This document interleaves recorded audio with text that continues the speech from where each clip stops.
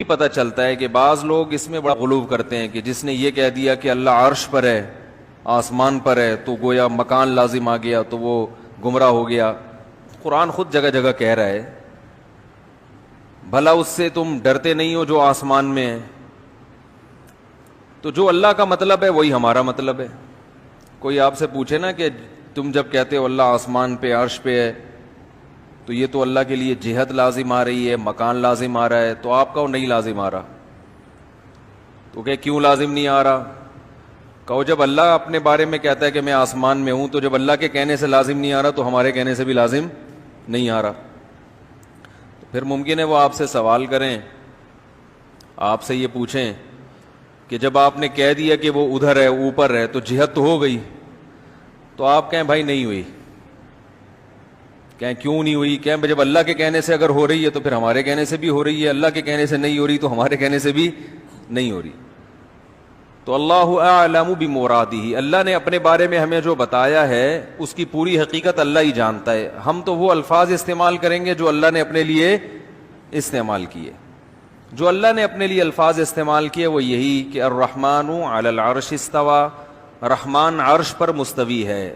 عرش تخت کو کہتے ہیں، اللہ کا ایک تخت ہے، اس کی حقیقت ہمیں معلوم نہیں ہے، بس وہ ہے کیسا ہے۔ اور من فی السماء، آسمانوں میں ہے۔ اسی طرح حدیث میں آتا ہے کہ ایک باندی نبی کے پاس آئی، آپ نے پوچھا این اللہ، اللہ کہاں ہے؟ اس باندی نے کہا فی السماء، آسمانوں میں ہے۔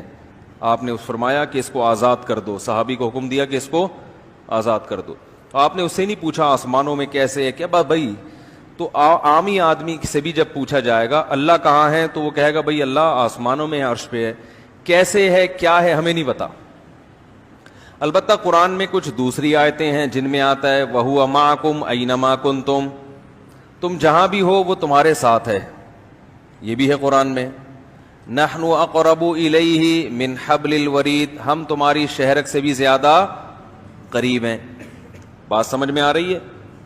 تو دیکھیں کسی بھی کلام کو نا سمجھنے کے لیے یہ ضروری ہے کہ اس زبان میں اس قسم کے کلام کا کیا مطلب لیا جاتا ہے۔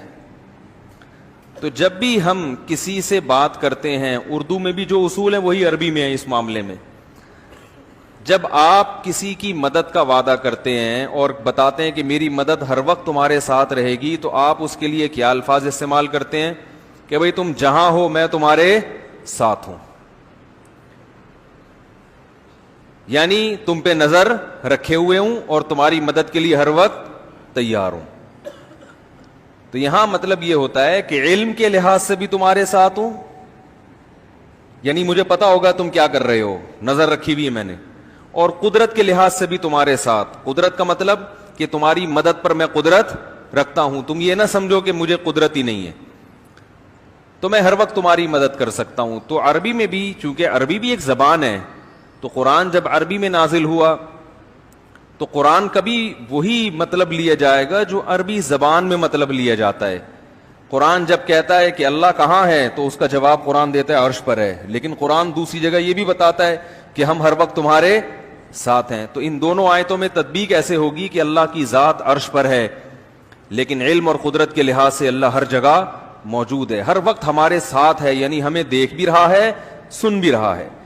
جیسے قرآن میں حضرت موسیٰ علیہ السلام کے بارے میں آتا ہے کہ ہم نے موسیٰ اور ہارون کو فرعون کے پاس بھیجا۔ اب حضرت موسیٰ گھبرا رہے ہیں کہ فرعون نے تو وہ تو بڑا ظالم ہے، وہ تو مجھے مار ڈالے گا۔ تو اللہ نے فرمایا اننی معکما اسمع و ارا، اے موسیٰ اور ہارون گھبراؤ نہیں، میں تم دونوں کے ساتھ ہوں، سب کچھ سن بھی رہا ہوں اور دیکھ بھی رہا ہوں۔ تو یہ اللہ نے بتا دیا کہ اللہ کے انسان کے ساتھ ہونے کا مطلب کیا ہے۔ سمجھ میں آ رہی ہے بات؟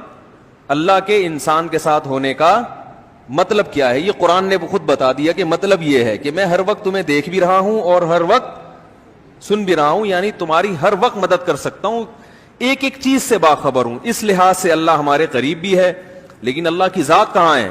عرش پر ہے، لیکن اس کی کیفیت ہمیں معلوم نہیں ہے۔